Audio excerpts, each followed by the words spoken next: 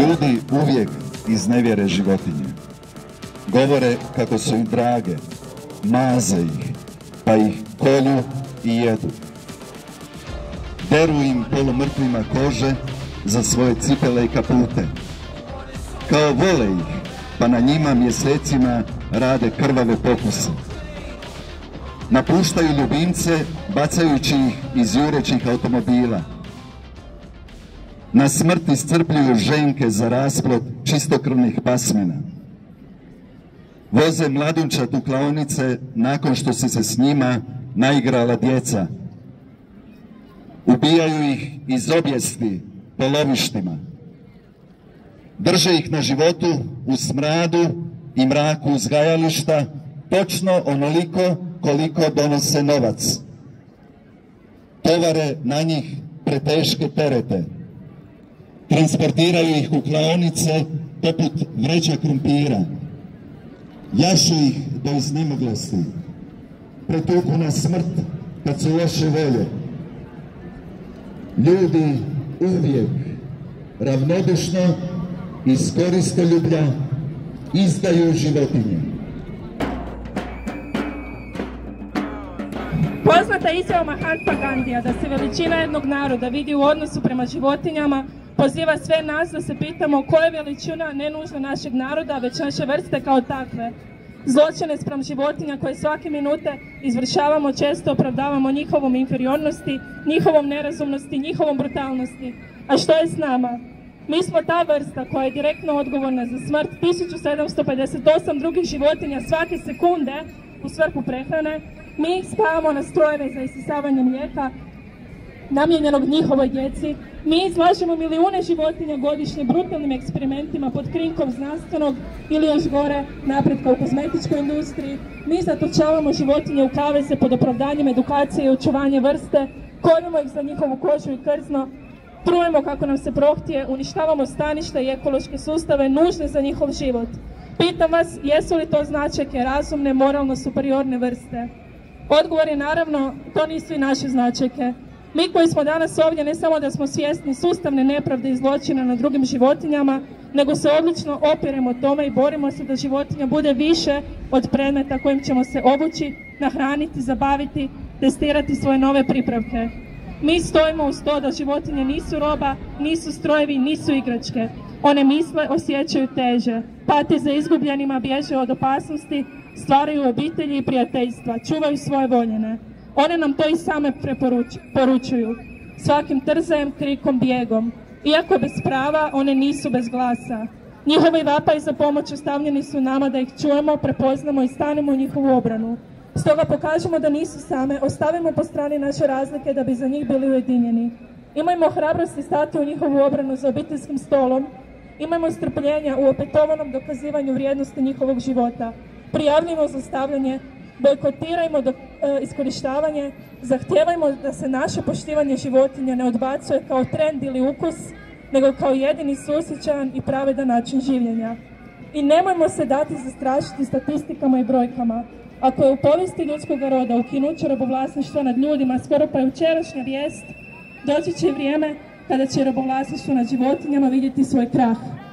Neupitno je da je dominacija nad drugim vrstama najdulji i najtvrdokorniji oblik dominacije koji je često bio inspiracija i za podčinjavanje članova naše vrste. Kao takva, zadnja je prekretnica moralnog napretka koju čovjek mora prijeći ako želi na kraju dana biti na miru s drugim čovjekom. Dok svi nisu slobodni, nitko nije. Hvala vam!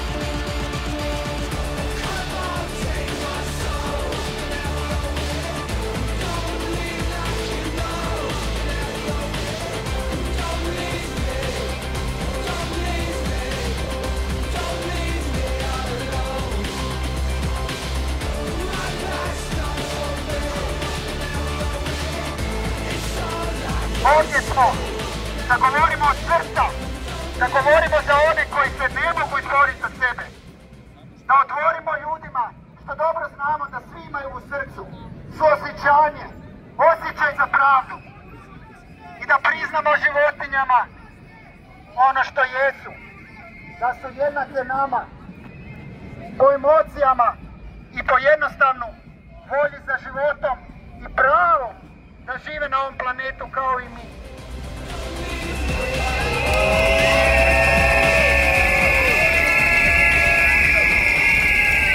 Vjerujte, ovdje ste u ime velike većine građana koji imaju životinje u srcu. Treba im samo probuditi snagu da žive u skladu sa svojim emocijama i u skladu sa razumnim zaključcima, da možemo živjeti i pustiti druge da žive, da možemo pomoći životinjama, a time pomoći i sami sebi. Danas, kad je toliko nasilje među nama, još je potrebnije da pričamo o istinskom nenasilju, o stvarnoj empatiji koja nema granice. Nema granice između životinja i ljudi kada govorimo o empatiji. Jer jasno je da je patnja patnja, bol je bol, krv je krv. Budimo ovdje za one koji nas trebaju, koji su sakriveni, koje nitko ne vidi ili nažalost ne želi vidjeti. To je ključan problem kako u Hrvatskoj, tako i u svijetu, iako se to tako ne želi prikazati. Prava životinja povezana su s ljudskim pravima, sa ljudskim slobodama, jer kažem, suosjećanje granice nema.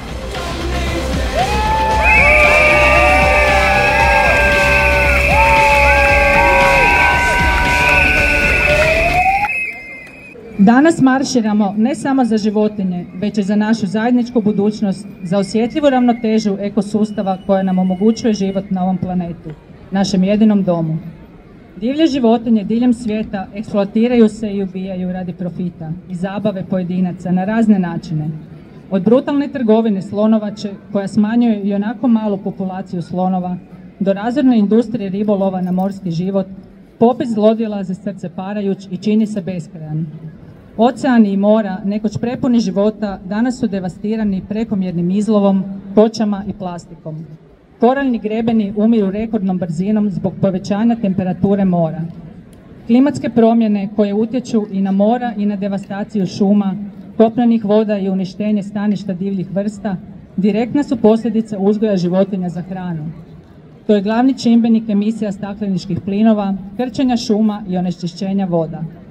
Ogromne površine zemlje krče se za ispašu stoke i proizvodnju hrane, uništavajući staništa za divlje životinje i gurajući vrste prema izumiranju. Deforestacija, potaknuta uglavnom poljoprivredom, ne samo da ne uništava domove brojnim vrstama, već i oslobađa ugljik u atmosferu, pogoršavajući klimatske promjene. Također, moramo prepoznati moć individualnih izbora, prelazak na biljnu prehranu, smanjenje potrošnje jednokratne plastike, podržavanje održivih poslovanja i zagovaranje za obnovljive izvore energije može napraviti značajnu razliku za životinje i planet. Mir počinje u našim tanjurima. Neka ovaj marš za životinje bude katalizator promjena, simbol naše nepokolebljive predanosti budućnosti u kojoj ljudi žive ravnopravno sa svim živim bićima. Zajedno možemo izgraditi svijet u kojem divlje životinje žive bez eksploatacije, oceani pulsiraju životom, a naš planet ostaje zdrav dom za buduće generacije.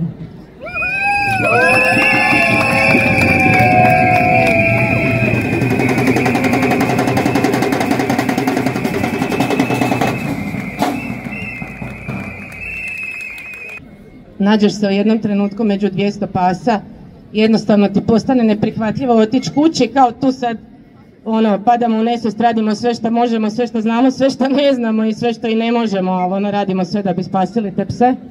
I onda dođeš kući i pojedeš nečije dijete. Znači, to mi je u jednom trenutku postalo potpuno neprihvatljivo.